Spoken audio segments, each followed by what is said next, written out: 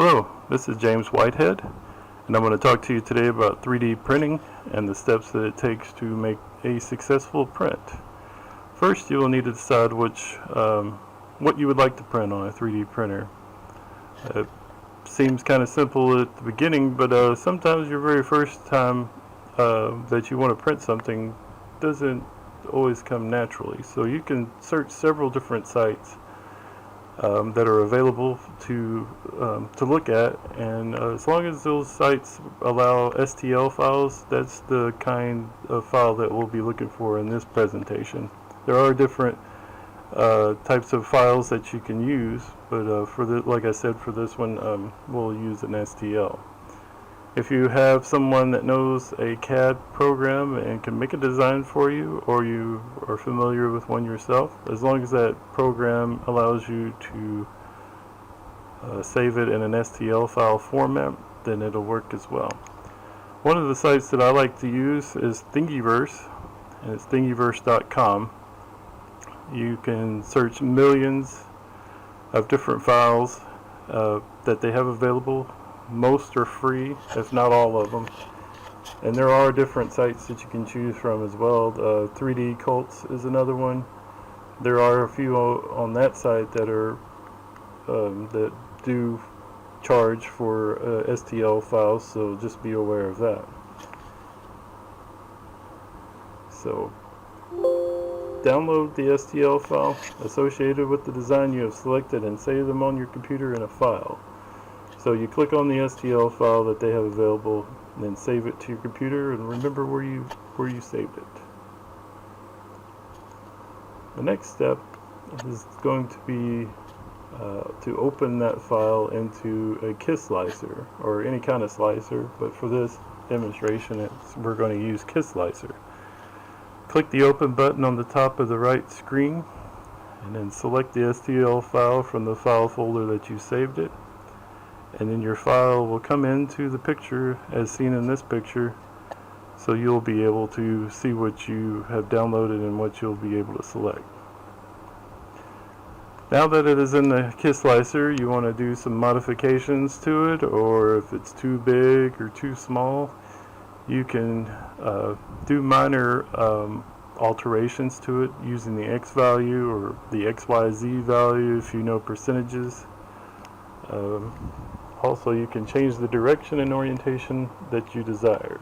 So using this, right-clicking on this portion right here, and you'll get a drop-down list of several different options here. And then after you've selected the size option that you're comfortable with, you want to check just a few more selections. Going back to here, you'll want to click Profile Settings, and then this screen will come up. And so starting from left to right, I always like to select Style first.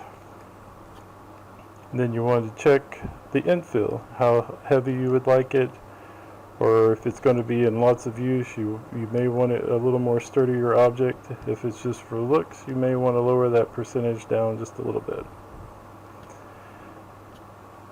So selecting this tab style, changing that percentage there. And on the style name, you'll most likely want to choose that option that says normal from that top drop down list. And you can select, for more advanced users, you can select a higher density or a stronger outside fill. But you'll be more comfortable with that the more you start printing. Once you've selected the infill,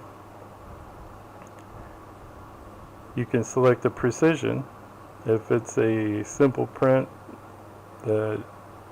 pretty steady on the plate, then you can make it a lot faster in printing speed by sliding this bar to the left.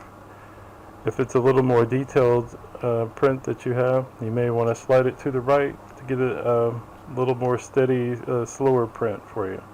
But just keep in mind that does take a little bit longer the more you slide it to the right.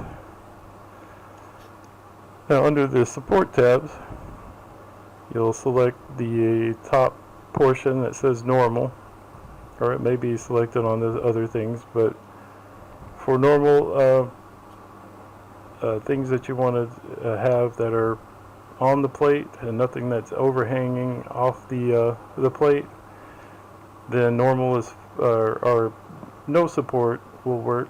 And if there is something that's off of the plate that needs to build, and I'll show you on another slide, that if it's off of the plate, then you may want to add some support.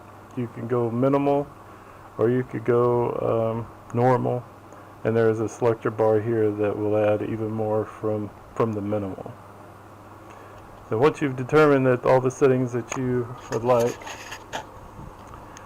you can select the slice button to the top right from the open section, and after you click slice, then it will run through a process that checks all the layers, how many layers it's going to print, and it comes up with a G-code that will allow the printer to know how fast to print and how to print it. Once that slicing has happened, this button will now change to the save button. So you'll want to click that save button, and it'll be the G-code that it is made, and it'll save it to the part that you where you saved your original STL, unless you want to change it to another place. Next, you will want to click on the program called PolyPrinter. This is another screen that'll be up that actually talks to the printer. This is the program that uses the G-code, and it'll connect directly to the printer through the COM system, which is numbered here at the top. Now, to the left of the PolyPrinter page, there is a section where the printer can be controlled. This little wheel right here. You can do some home selections if it seems out of line, or you can hit the center to put it to the center of the plate. At the top here, this is where you would load your file. So you would click load file, and then your image, select your G-code that you just produced, and then your image will come into a screen. Click set and set on these two options right here. The first one will heat up the extruder. That'll allow you to change out the filament. Once it reaches 230 degrees, then you'll be able to move that filament in and out without any issues. Once the filament has been changed, this plate will also, where it builds your print, will also need to be heated up, especially if you're using ABS. ABS degrees is 110 Celsius. Next, you'll want to pick which filament that you would like, or which color. If there was a filament previously in the printer, you may want to change it to a different color. Filament comes in different varieties. Mostly are ABS, a chrononitrile butadiene styrene, and another one is called polylactic acid, which is more common with at-home printing. If you want a sturdier print, we do recommend ABS. 3D printing steps from extracting the previous filament. So when you want to change out the filament, you want to let the temperature get up to about 230 degrees. You can see that progress down here in this heater that says heater. Once it gets up to about 230 degrees Celsius, you want to reverse that filament out by pressing the reverse key a few times, and that should be able to, you should be able to gently move that filament back and forth, and it will come out of the extruder. Now, once you want to load a new filament in, replace the new roll back onto the hanger that's inside of the 3D printer, and then the wheel will roll clockwise up through a little hole on the left, and you want to put your filament through that guide hole and then wrap it around the filament wheel at the top of that filament roll that you just put in. It's a pulley and it pulls straight down. Once you have that over the top of the pulley wheel, then you want to pull that filament all the way to the front of the printer, and there's a slicer that cuts the filament, and you want to make sure you have a good flat end, so that when you put it in the extruder, it doesn't have any issues. Now that you've cut off the end, you want to place 2 fingers underneath the extruder portion as showed on the picture, and then gently pressing down the lever with your left thumb, or if you're a right-handed person, you can do it in the opposite direction. But gently move the filament back and forth until you kind of feel it bottom out, applying minimal pressure. Once the filament is secure in the poly printer, then you can wait for the printer to fully heat up, as shown in this picture. And once it's heated up, you want to push flush extruder. Once you flush the extruder, the previous color will fully disappear, and the color that you're wanting will start showing.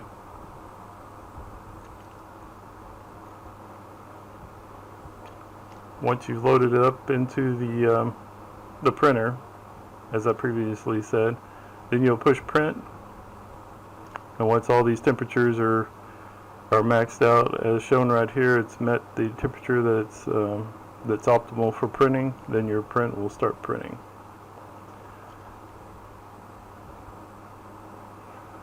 When your item starts to print, all these files that you pick, every one of them take a different have a different time limit. So yours could take a few minutes, some could take up to 10 hours or more. So don't be alarmed if yours says 8 hours before it finished printing. Please close the hood while it's printing. You don't want to pull the hood up during printing because it loses the temperature change, can make it come loose from the table. And allow the print to finish completely and allow it to cool down before you want to remove it from the printing table. So you want to wait till it gets to about 70 degrees Celsius, and you can watch that track on the heating element itself on the poly printer. If you try to remove it too fast, it could warp or crack or break your item, and then you would have to reprint it. So, and if your item has printed with supports, you'll be able to remove those supports easily with some tools, some simple pliers or scissors or some kind of pick are optimal for removing those supports. Once you've done all of that, enjoy your print, and thank you for listening.